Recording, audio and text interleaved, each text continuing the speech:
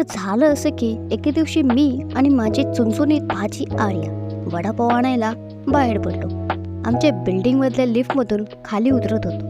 Weapons ready, कारण आमचं mission एकदम खास होतं, ते पण वडापाव मिळवणं. आता लिफ्ट म्हटलं की ती काही बुलेट ट्रेन नाही, ती चालते जणू एखाद्या म्हाताऱ्या आजीसारखी, थोडी थोडी थांबत थांबत. खाली आलो आणि वडापावच्या दुकानाकडे चाललो. तेवढ्यात समोर दिसतं ऐरोलीतील तुळजाभवानी देवीचं मंदिर. बाप रे, इतकं प्रसन्न आणि शुद्ध वातावरण की क्षणभर वडापाव विसरूनच गेलो.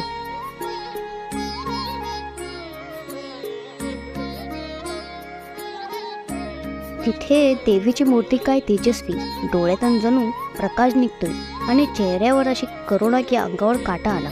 शिवाय बाजूला छत्रपती शिवाजी महाराजांची छोटी का असेना पण अगदी मस्त मूर्ती होती.